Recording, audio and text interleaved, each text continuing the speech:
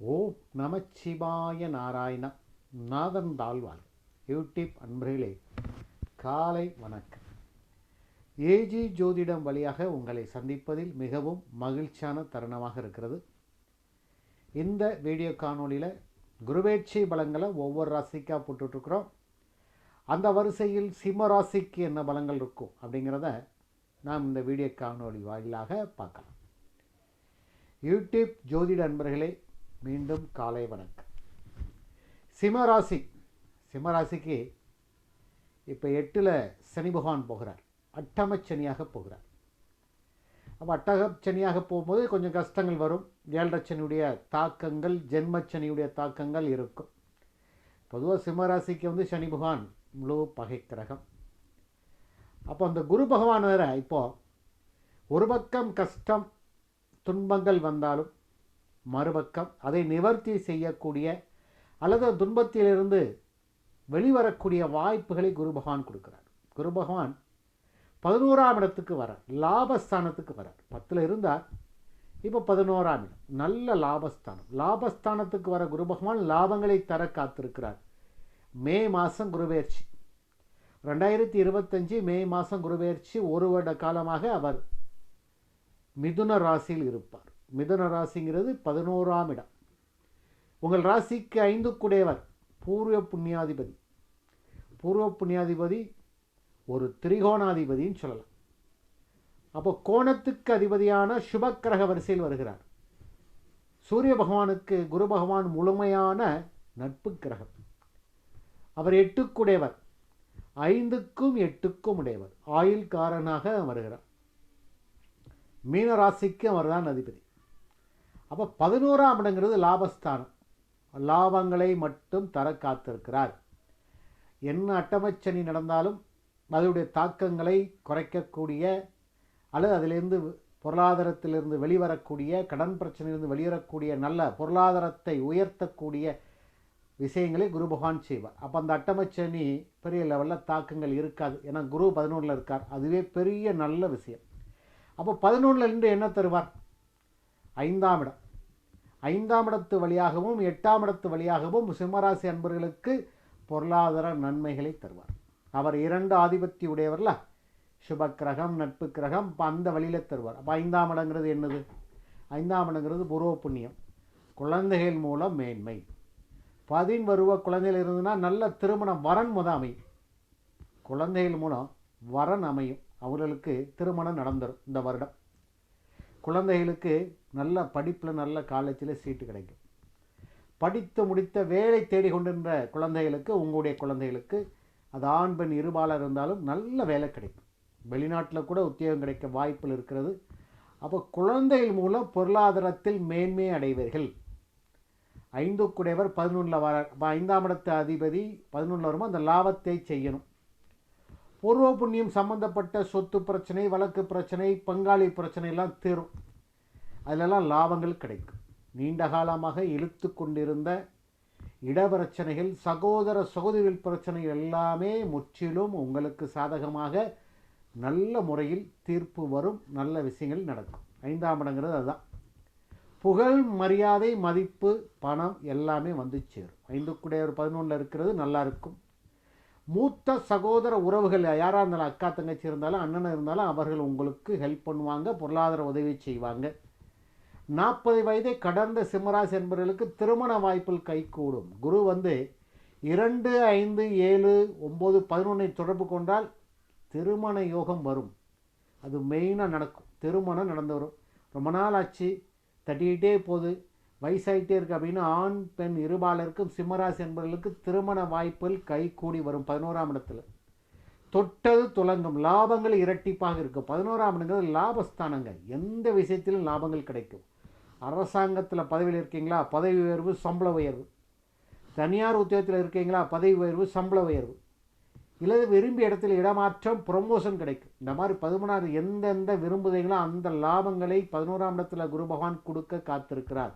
11ஆம் இடத்து குருபெயர்ச்சி அற்புதமான குருபெயர்ச்சி. லாபம், பொருளாதாரம், சொத்து சேர்க்கை, குழந்தை திருமணம், திருமண பாக்கியம், அனைத்து சுப நிகழ்ச்சிகளும் நல்ல முறையில் நடக்கக்கூடிய இடங்கிறது 11ஆம் இடம். அந்த 11ஆம் இடத்தில் இந்த குரு பகவான் தாம் 3 பார்வையாக பார்க்கிறார். 5ஆம் பார்வையாக மிதுன ராசியிலிருந்து துலாம் ராசியை பார்க்குறார். அப்போ உங்களுக்கு துலாம் ராசிங்கிறது ராசிக்கு அது 3ஆம் இடம். முயற்சி, வெற்றி உறுதுணையாக இருக்கும்.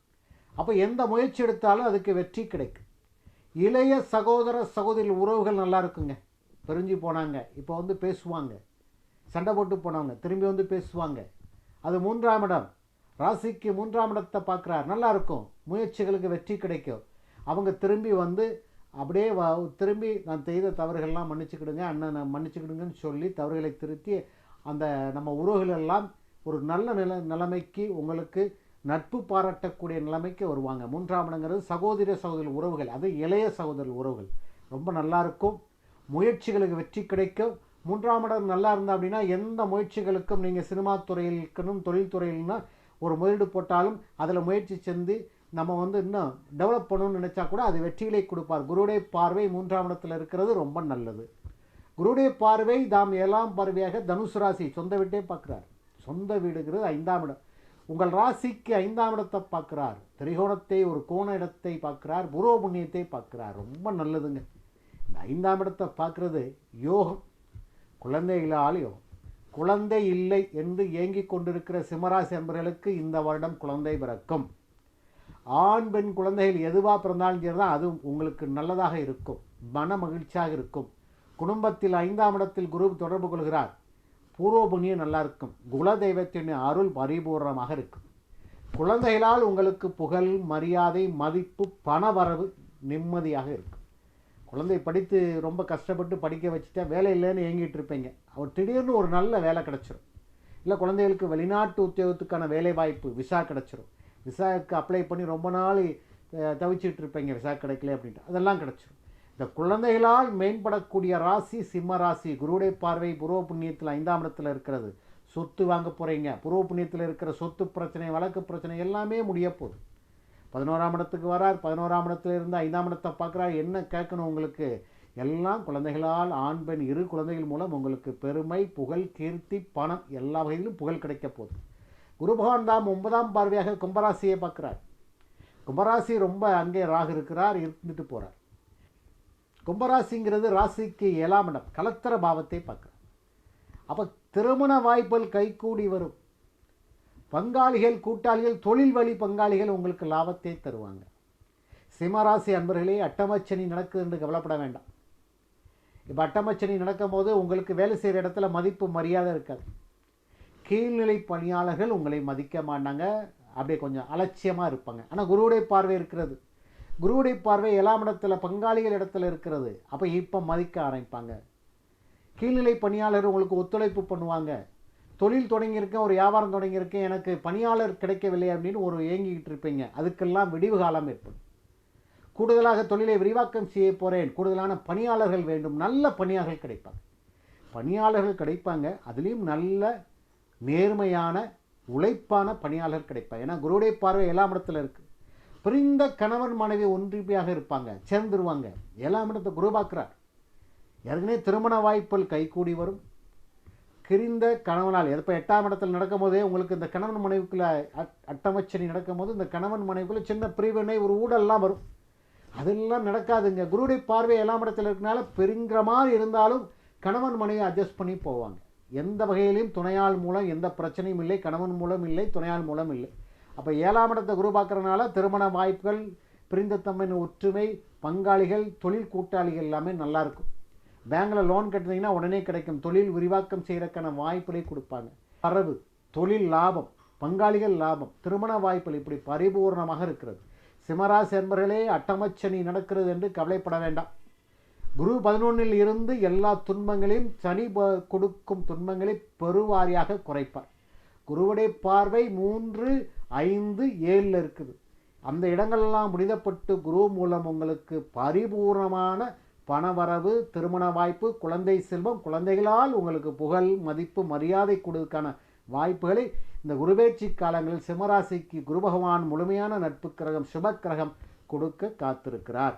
இந்த வீடியோ பிடிச்சிருந்தா லைக் பண்ணுங்கள், ஷேர் பண்ணுங்கள், சப்ஸ்கிரைப் பண்ணிக்கிடுங்க. ஒரு பெல் பட்டன் அதையும் அழுத்திக்கிடுங்க.